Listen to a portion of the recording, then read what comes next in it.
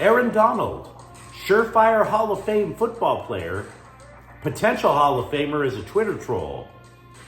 Jordan Addison has declared for the NFL draft, and the Galaxy's manager expects the club to make 2 or 3 major roster moves soon. Hi, I'm James. This is your daily dose of sports and snark for the greatest sports city in the world, Los Angeles. This is the faithful Angelenos Morning Report. It is January 16th, 2023. My next assignment's in place. It's on the East Coast.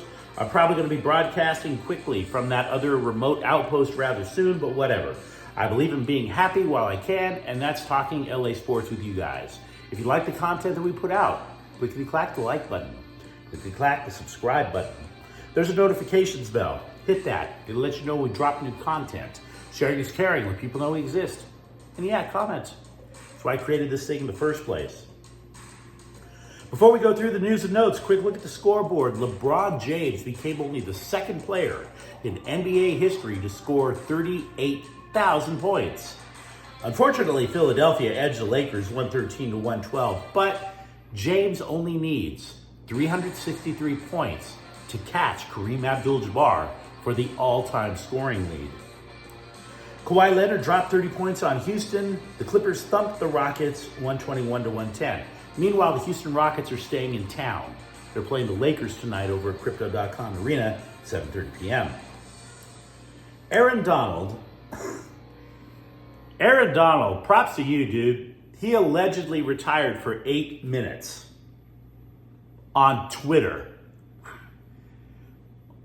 Why would you believe what anybody puts on Twitter, right? I mean, if I put out on my account, if I tweeted that every girl who shot me down in high school decided to get into an all-girl dog pile and invited me over, if I tweeted that, would you believe that? Why does anybody believe anything that gets put out on Twitter? So somebody goes to his account and switches on his bio, quote, former NFL D lineman with the Rams. And all of a sudden, he trends. Everybody's talking about, oh my God, the Rams are in trouble. And that also includes the national press falling for it. Hook, line, and sinker. I mean, my God. I'm talking to you, Mike Florio of NBC Sports. This clown, Mike Florio, the guy has a face like a busted up suitcase, and inside this suitcase, the man has never packed a clue. He poses nothing but one conspiracy theory after another. Every time I look at Mike Florio, I keep imagining both Rachel Maddow and Sean Hannity saying, bro, slow down. You got a problem with these conspiracy theories. But nope, there he went. Oh my God, the Rams are in so much trouble now. And then, of course, 8 minutes later, it changes back. So what happened? Who switched the bio? Because apparently we shouldn't be taking this all that seriously. Well, what I can tell you is that somebody on Twitter who identified herself as his wife tweeted a bunch of laughing emojis. But wait, was that really his wife? Is that yet another? Whatever. The odds appear to be pretty good that good old Aaron Donald needed to go to the little defensive lineman's room and relieve himself. And in the process, wifey saw the phone and decided to have a little fun. And you know what? I'm okay with it.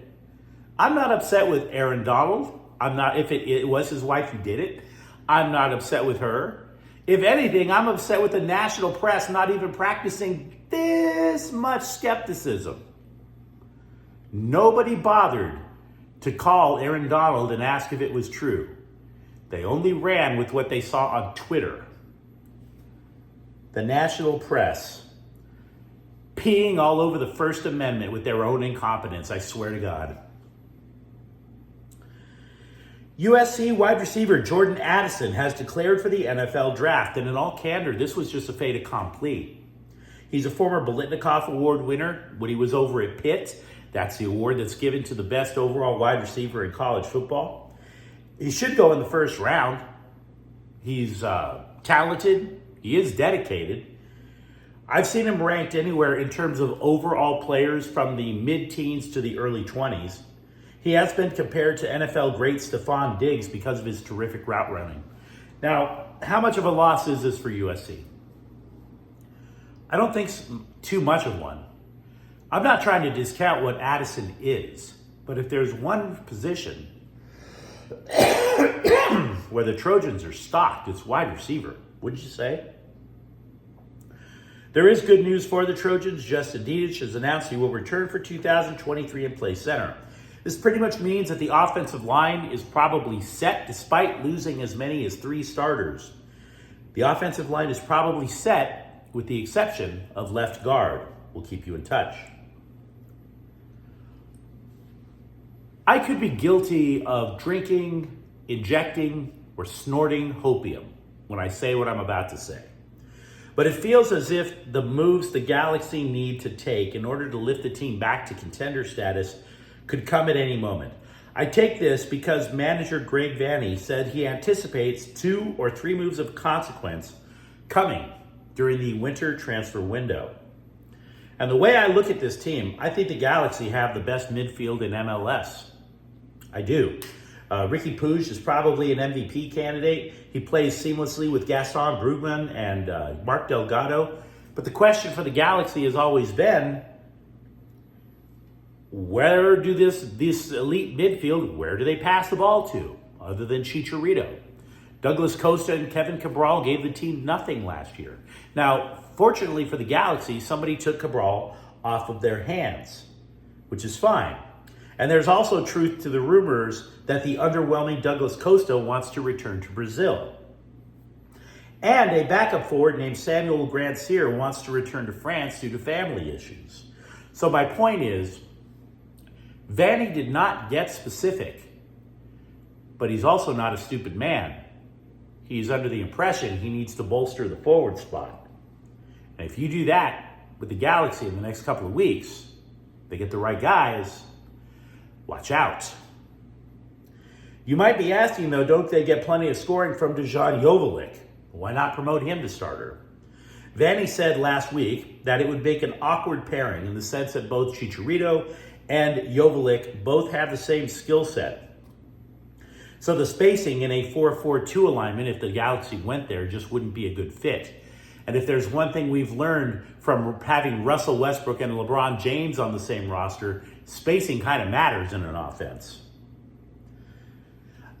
Hat tip to Galaxy website LAG Confidential. I wondered if a boycott planned by supporters groups could work, and they noted that it has twice in the past. According to the website, Galaxy supporters asked for the termination of a contract with player Alexander Katai because his wife posted things that were called racist on social media. I say things that were called racist because I never looked at the posts. I didn't have this show then. I'm not interested in going through the posts. I'm not interested in going through potentially racist posts. It's not my cup of tea. Number 2, Galaxy supporters demanded change after a lengthy losing streak, and the manager was fired about 2-3 years ago. Now, this is a profoundly different boycott. They're asking for major changes in the front office after a cheating scandal last year. They're asking the Galaxy to at least fire its president, Chris Klein. And frankly, that's a big ask. We know the Clippers beat Houston yesterday. How bad are the Rockets? Right? 4 of the Clippers sat Sunday's game out with various injuries. So yeah, you get the win, but then you're sitting there going, wait a second, 4 Clippers sat out? What the hell is going on there? We're not always going to play Houston, right? There's a potential for a lot of losses if these injuries are long-term. Sit tight. It's not as bad as it might sound. The only injured player to be concerned about right now is guard John Wall. Wall is going to be out for at least 2 weeks with an abdominal injury. He said something went haywire when he went up for a dunk Friday against Denver. You might say, well, wait, James, hasn't Paul George missed a lot of games? And that's true. He's missed 5 consecutive games. However, the coaching staff says Paul George, Marcus Morris, and Luke Kennard are all day today, which means they might be playing as soon as the next game. We just don't know yet. They all have various leg injuries. But I want to get back to John Wall and why this one matters if you're a Clippers fan. We were chatting yesterday about Kawhi Leonard saying that the Clippers have a problem with execution. And I deduced that that might be a hint at turnovers, which is a further hint that they're not getting good enough guard play. Now, this wasn't supposed to be the plan for the Clippers. Reggie Jackson beat out Wall for the starting gig, but Coach Tyronn Lue has benched Jackson. Benched him. So now he can't go to Jackson and he can't go to Wall because Wall is out. So that leaves Terrence Mann getting all the playing time. I don't know if that's the solution that they had wanted, but that's a solution that they're getting, at least until John Wall comes back. The international signing period for Major League Baseball opens Sunday. The Dodgers have signed 13 players, 7 from Venezuela, 6 from the Dominican Republic. The headliner is a shortstop, Joendry Vargas. And I would be lying through my teeth to you. I would literally be Aaron Donald's wife on Twitter if I claimed that I knew anything about these guys. The one thing I can tell you, I have yet to see anybody scream like a scout or something screaming about Joendry Vargas. Nobody's like, oh my God, he's going to immediately replace Trey Turner. So these are just glorified minor league signings. The Major League Baseball pipeline poll, which is taken of baseball executives, ranks LA as having the second best minor league system in the game. This kind of matters since it's obvious the Dodgers will be dipping into that system for everyday players this year. But if you're wondering, Baltimore was a runaway winner of the poll. The Orioles have stuck up the joint so long that they've had a bevy of number 1 picks to choose from. LA was ranked first at developing hitters, number 2 at developing pitchers. Rumors of the Lakers' demise, I will grant you that they lost yesterday, but rumors of the Lakers' demise without Anthony Davis were a tad premature.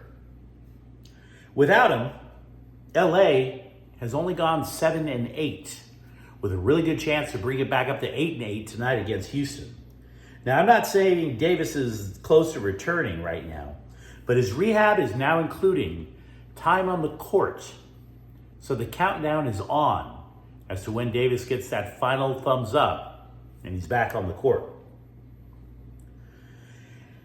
As you might have expected, players have rallied behind Chargers coach Brandon Staley after the Saturday night humiliation.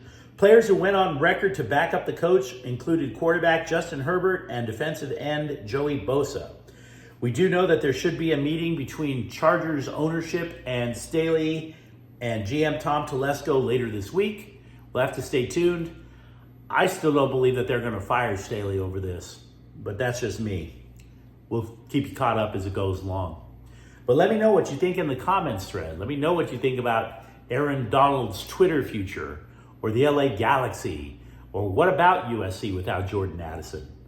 And if you enjoyed this content, don't forget to clickety-clack that like button and subscribe to Faithful Angelenos. We talk LA sports here every single day. Thank you for watching. I'm James. We'll be back tomorrow. Faithful Angelenos is a Kian Corte El Queso production. Take care.